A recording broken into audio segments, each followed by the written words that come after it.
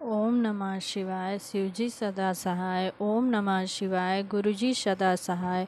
ओम नमः शिवाय। शिवजी सदा सहाय। ओम नमः शिवाय। गुरुजी सदा सहाय। श्री शिव महापुराण द्वितीय रुद्र संहिता प्रारंभ। प्रथम सृष्टि खंड। अध्याय 15। कैलाश और बैकुंठादि की उत्पत्ति। नारद जी बोले, हे देवताओं में श्रेष्ठ महाभाग ब्रह्मा जी, हे देव, आप धन्य हो। आपने हमको परम पावनी शिव की कथा सुनाई है और महा दिव्य सुंदर लिंगोत्पत्ति आपने सुनाई, जिसका प्रभाव सुनकर सब दुख नाश हो जाते हैं। इसके उपरांत जो महात्म और चरित्र हुआ, सृष्टि का प्रकार आप विशेष कर कहिए। ब्रह्मा जी बोले, आपने भली बात पूछी।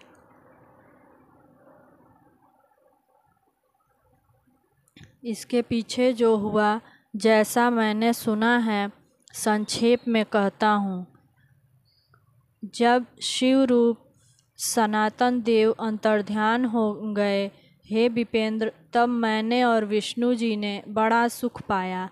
मैंने और विष्णु जी ने हंस बाराह का रूप धारण करके उन रूपों से लोकों को समृद्ध कर लिया और स्वर्ग की इच्छा की। नारद जी बोले, हे विधे, हे महापंडित, महाप्राज्ञ, मेरे हृदय में बड़ा स्नेह है, सो आप अतुल कृपा करके मेरे हृदय का संदेह शीघ्र नाश कीजिए। आपने हंस और वाराह का रूप क्यों धारण किया और रूपों को छोड़कर इस रूप के धारण करने का क्या कारण है? सूत जी बोले, महात्मा नारद जी के यह वचन सुनकर शिव के चरण कमल को स्मरण कर ब्रह्मा जी आदर से बोले, हंस के ऊपर गमन में निश्चलन गति होती है और जल दुग्ध के विभाग के समान तत्व और अतत्व का विवेक होता है। हंस अज्ञान और ज्ञान के निर्णय में समर्थ है। इस कारण सृष्टिकारी ब्रह्मा ने हंस का रूप धारण किया। विवेक के प्राप्त न होने से यह हंस मैं वह हूँ हंस लीन हो जाता है। ज्योति रूप शिव तत्व के जानने से प्रकट होता है। फिर जिसकी सृष्टि की प्रवृत्ति में कामना हो, उसको किस प्रकार से ज्ञान होता है? इस कारण से मुझ हंस रूप से विवेक न प्राप्त किया। अधोगमन में वाराह की गति निश्चल होती है और इस कारण विष्णु ने वनचारी वाराह रूप धारण किया, अथवा भव बाराह कल्प के निमित्त उन्होंने यह रूप धारण किया। भुवन के निमित्त नमनकारी विष्णु ने इस प्रकार यह रूप धारण किया। जिस दिन से विष्णु ने यह रूप धारण किया, उस दिन से यह कल्पना इच्छा हुई। उस दिन से यह कल्पना बाराह कल्प कहलाए। जिस दिन से उस रूप के कारण धारण करने में उनकी इच्छा हुई, उस दिन से प्रति कल्प में यह कल्प बाराह कल्प कहलाया। हे नारद जी, इस प्रकार तुम अपने प्रश्नोत्तर को सुन चुके। अब शंकर जी के चरण कमल स्मरण कर सृष्टि का विधान कहता हूँ। महादेव जी के अंतर्ध्यान होने पर मैं लोक पितामह ब्रह्मा उनके वचन सुनने को ध्यान में तत्पर हो ध्यान करने लगा। शिव जी को प्रणाम करके उस समय हरि ने ज्ञान प्राप्त करके परम आनंद को प्राप्त होकर सृष्टि करने में मन लगाया और विष्णु जी भी सदा शिव को प्रणाम करके मुझे समझा बुझाकर अंतर्ध्यान हो गए। तब ब्रह्मांड से बाहर होकर शिव जी का अनुग्रह प्राप्त कर विष्णु जी ने बैकुंठ में निवास किया और मैंने सृष्टि की कामना से विष्णु और शिव को प्रणाम करके उस पूर्व निर्माण किए जल में एक अंजलि जल उठाकर डाला। तब हे विप्र 24 तत्वों का उसमें एक अंड प्रकट हुआ।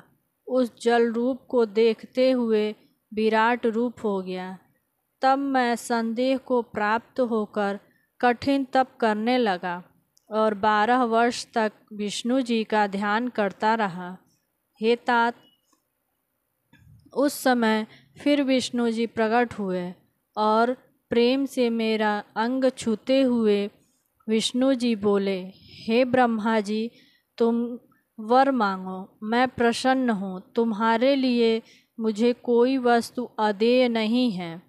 हे ब्राह्मण, शिव जी के प्रसाद से मैं सब कुछ देने में समर्थ हूँ। ब्रह्मा जी बोले, हे महाभागो, यह आपका कथन युक्त ही है। शिव जी ने मुझको आपको दे दिया है, सो मैं उन्हीं का कहा मांगता हूँ। आपको प्रणाम है, आप दीजिए। 24 तत्वों का यह विराट रूपी अंड है जो चैतन्य नहीं होता, जड़ रूप दिखता है। हे हरे, आप शिव के अनुग्रह से प्रादुर्भूत हुए हो।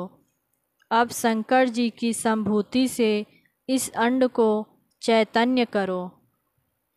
यह कहने पर शिव जी की आज्ञा में परायण महाविष्णु जी अनंत रूप से उस अंड में प्रवेश कर गए। वह पुरुष सहस्त्रों सिर, सहस्त्रों नेत्र, सहस्त्रों चरणों से समस्त भूमि को आक्रमण कर उस अंड में व्याप्त हो गए। मेरी स्तुति से जब विष्णु जी उस अंड में प्रवेश कर गए, तब वह 24 तत्व का अंड चैतन्य हो गया। पाताल से आरंभ करके 7 लोक के अधिपति हरि विराट विष्णु रूप से विराजमान हुए। उसमें कैलाश नगर सबके ऊपर विराजमान हुआ। उसको शंकर ने अपने निवास के लिए किया। हे मुनि श्रेष्ठ, मैं सत्य पद को प्राप्त होकर स्थित होता हूँ। हे तात, महादेव जी की आज्ञा से मैं सृष्टि की कामना से जब रचना करने लगा, तब प्रथम पाप सृष्टि होने लगी। वही बुद्धिपूर्वक अविद्या पंचक तम प्रधान थे।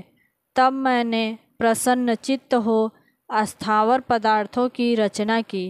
फिर मुख्य सर्ग के निमित्त शिव जी की आज्ञा से ध्यान करने लगा। तब उस सृष्टि को देखकर मैं अपने कार्य साधन के लिए फिर रचना करने लगा। तब तिरछे चलने वाले जीव प्रकट हुए जो दुख रूप थे, वह भी कार्य साधक न हुए। उस सृष्टि को असाधक मानकर जब फिर मैंने विचार किया, तब ऊर्ध्वगामी सात्विक सृष्टि प्रकट हुई। वह देवताओं की सृष्टि बहुत ही सुखदायक हुई, पर उसको भी असाधक मानकर मैं फिर विचार करने लगा। तब शंकर जी की आज्ञा से राजस सर्ग प्रकट हुआ। वह मनुष्य नाम और वार्क स्त्रोत पर साधक है। फिर महादेव जी की आज्ञा से भूतादि सर्ग प्रकट हुआ। इस प्रकार मेरी की हुई सृष्टि 5 प्रकार की हुई। 3 सर्ग प्रकृति के ब्रह्मा द्वारा हुए। उनमें पहला सत्सर्ग और दूसरा सूक्ष्म भौतिक और तीसरा वैकारिक सर्ग सृष्टि का किया। इस प्रकार यह 8 प्रकार की सृष्टि प्रकृति और विकृति के साथ है। 9वां कुमार सर्ग है और वही प्रकृति और विकृति वाला है। और इनके अवतारण भेद इतने हैं कि जिनको मैं नहीं कह सकता। थोड़ा और उपयोगी जानकर द्विजात्मक सृष्टि कहता हूँ।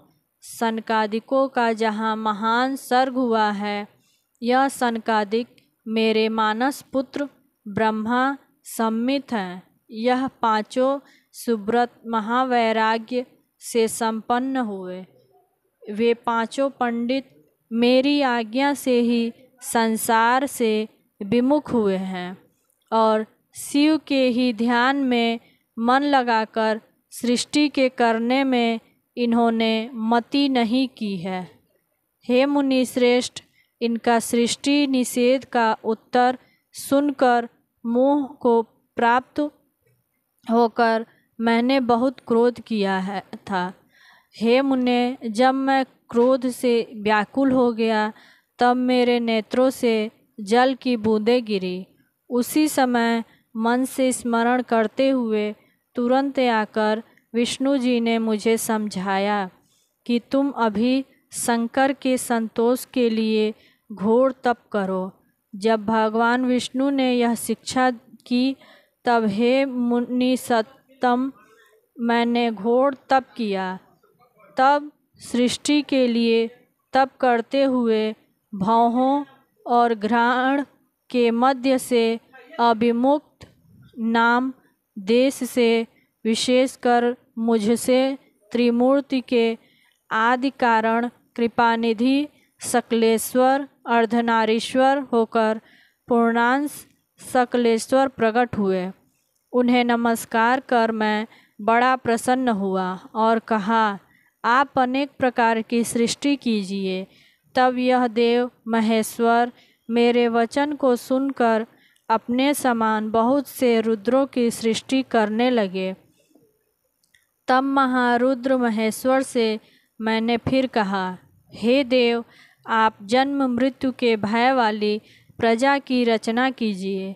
करुणानिधि महादेव जी ने इस प्रकार से मेरे वचन सुनकर हे मुनि श्रेष्ठ हंसते हुए कहने लगे। महादेव जी बोले, ब्रह्मा जी, मैं जन्म मृत्यु के भय वाली प्रजा नहीं रचूँगा जो अशोभन कर्मवश दुख सागर में मग्न हो। मैं तो दुख सागर में मग्न हुई प्रजाओं का उद्धार करता हूँ। मैं उनको भली प्रकार अपनी गुरु मूर्ति से ज्ञान देता हूँ। हे प्रजापते, यह दुख से व्याकुल प्रजा आप ही निर्माण कीजिए। मेरी आज्ञा से तुम माया से बद्ध न होगे। ब्रह्मा जी बोले। इस प्रकार से वह नील लोहित भगवान मुझसे कहकर मेरे देखते देखते गणों सहित अंतर्ध्यान हो गए। ओम नमः शिवाय। शिवजी सदा सहाय। ओम नमः शिवाय। गुरुजी सदा सहाय। ओम नमः शिवाय। शिवजी सदा सहाय। ओम नमः शिवाय। गुरुजी सदा सहाय।